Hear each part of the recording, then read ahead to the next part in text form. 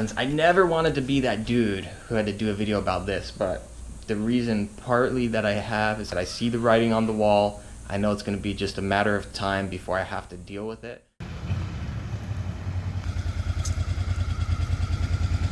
Alright, que paso amigos, John's Moto Garage here. Super special day. We hit the hundo subscriber mark probably like a week ago, and I haven't said thank you yet. So thanks a bunch to all of you for subscribing, liking the video, for all your comments, everybody who participates.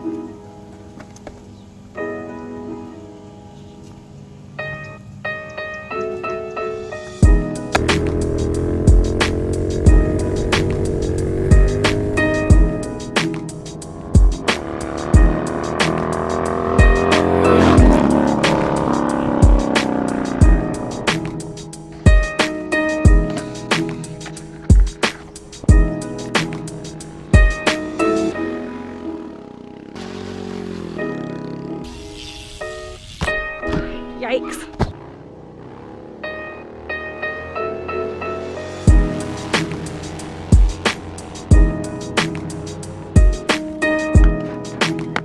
Hey, buenos dias, que paso amigos? Welcome back to the channel, John's Moto Garage. Today I'm going to be bringing you a short, quick garage tour, showing you all the different bikes. The lineup's changed a little bit, at least since I last did my garage tour video a few months back, so we'll do that. Stay tuned to the end. I'm going to go over some things that are going to be changing in the garage. I'm going to be getting rid of some motorcycles, getting some new ones, so I'll go over my thoughts on that. Just my tentative plans, nothing set in stone yet at the moment. I'll talk a little bit about the future of the channel, and in addition to that, what else? Oh, we hit the big 12K, so thanks a bunch to everybody for 12K subs. Much appreciated. And if you dig the content, like and subscribe. Hit me on Instagram at John's Moto Garage. I think that's about it. Nothing too crazy. I was going to go out for a ride this morning, but something came up. Jackie had to leave the house to go help somebody out, and so I'm here with the kids, and we'll make do with what we have. So for starters, let's go ahead and do the tour. And we'll start here with the Supermotos. These have been in the garage for a while now. So anyway, this here, it's the first DRZ that I picked up. This is a 2013. It's only got like 8,000 miles or so on it. That was a Craigslist find. I paid 3,400 bucks for that one. And everybody asks what tires I have on it. These are Shinkos. The big thing with this is I blew the fork seals, so I'll need to get those fixed at some point. Anyway, they're Shinko SR 244 trail tires. All right, moving along. This is the second Supermoto that I have. This is a 2016. Everybody asks about the goofy gas tank. That's because it's just a large gas tank that the previous owner put on. Yeah, this one's a blast. This one's just a little bit smoother on the street and helps with the wheelie game. The Dyna Lowrider FX DLS. This is a 2017 that I flew out to Austin to pick up. We've got the Deviant Fabrications Defender hard bags on the bike at the moment, and this one's got tons of upgrades and goodies. I did a video specifically with a walk around on this bike, so you can check that one out. Maybe I'll put a link below. That one is I got with like the Dyna wheelie stuff in mind, and it's just a complete beast of a motorcycle. And then here we've got the Yamaha FZ07. I got this one recently in a trade. Super wicked fun bike. Hands down right now the funnest bike I have because it's the easiest one to do wheelies on. Moving along, we got the 2012 CBR 600 Double R. Super fun bike. I've done a few videos recently with this one, and I love the super sports, but I just turn into an idiot when I ride them, and I'm afraid I'm going to get into too much trouble and or kill myself on this one. So I've actually got that one listed for sale. I don't think it helps though that I posted a video about why you shouldn't buy one like a day before I listed it, but it is for sale. So yeah, over here we got the Honda Grom, and I've done a few videos recently with the Grom. I always like to get the Grom back out from time to time. I'll go like months without riding it, and then I get it out and realize just how fun the bike is, and it's perfect for learning stuff.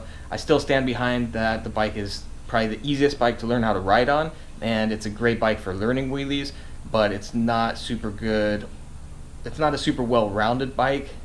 You're really stuck to what you can do with it, but I mean it's a fun bike, so if that's what you're looking for, it's a good motorcycle. But if you want to do highway riding and stuff like that, probably not the best option.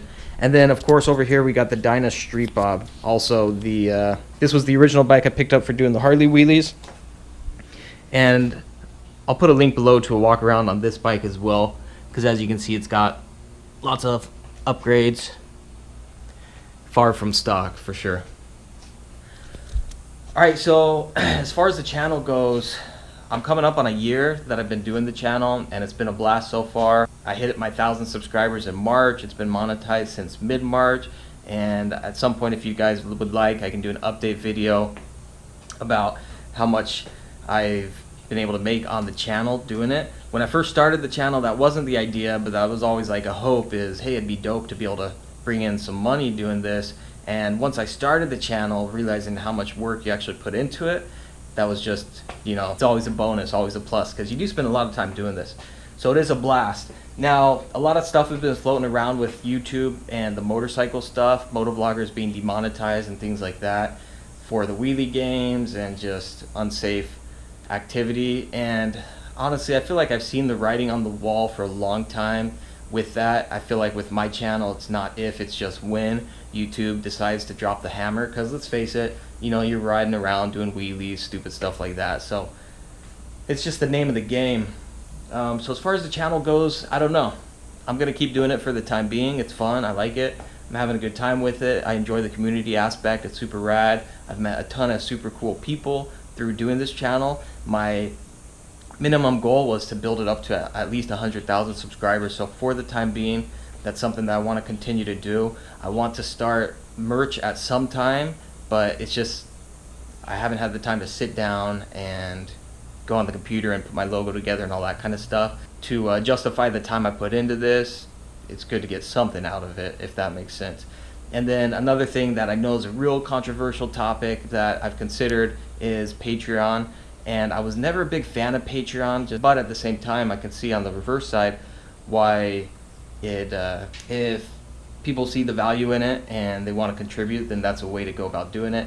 And I can say one thing for sure at this point, like if it got to a point where the channel was not making it or generating any revenue, then for me, I wouldn't be able to justify the time I put into doing it, even though I have a complete blast doing it. So that's why I'm thinking, do I do a Patreon account so that when that time comes, I already have something rolling in? I don't know. I know there's, like I said, it's a controversial topic. There's mixed feelings. I see both sides of the argument. I think I've been on both sides of the argument as far as being for and or against Patreon stuff. Because on that note, fortunately, I'm in a position where I don't rely on YouTube. I've always known that YouTube as a platform is very unreliable. They're always changing things up. So I still have my full-time job, my other stuff that I do. The dream obviously would be to transition to where YouTube was something you're doing up, or not necessarily YouTube, but motorcycles. I think it'd be awesome to have a career focused on motos, because that's a passion and it's such a blast. And so if through YouTube I was able to find an opportunity to do that, that'd be totally rad. But also I've got family to support, I've got responsibilities, and so I know I just can't jump into that without making sure it's very calculated and that it's going to work out, you know, for the familia. It's just the reality. It's the reality of it. And I am very well aware that YouTube is not something that we're entitled to. You know, it's a cool thing to have, but we're not entitled to it. So I do understand that posting these videos, I'm not entitled to any revenue or any of that kind of thing. But yeah, let me know what your thoughts are, because I do like to hear all perspectives and every side of the argument. So I never wanted to be that dude who had to do a video about this, but the reason partly that I have is because I have had a few videos demonetized and there doesn't seem to be any rhyme or reason to it. And like I said, I see the writing on the wall. I know it's going to be just a matter of time before I have to deal with it. So I'm kind of trying to address it preemptively, if you will, so that when that time comes, I already have somewhat of a game plan, or at least I know what action to take.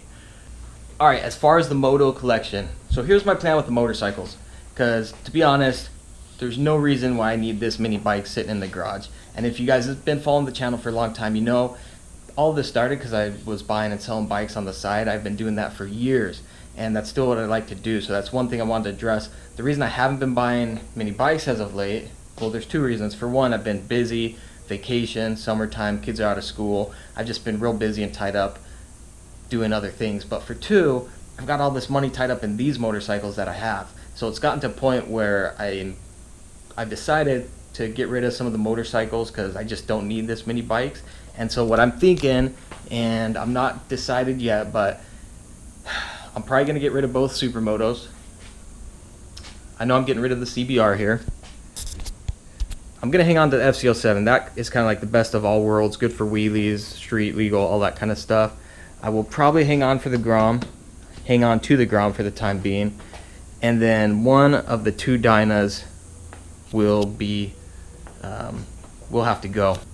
That's gonna be a tough decision because I really dig them both, but again, it's one of those things like these are wants, not necessities by any means, and so having that much money tied up in these things, it doesn't make sense. It's like the epitome of just abundance, and I don't really dig that. So some of these bikes will be going here soon, and then that way also I'll be able to get back into buying and selling more bikes as well, which I think will be fun. Get some more bikes on the channel to test ride and do all that kind of stuff.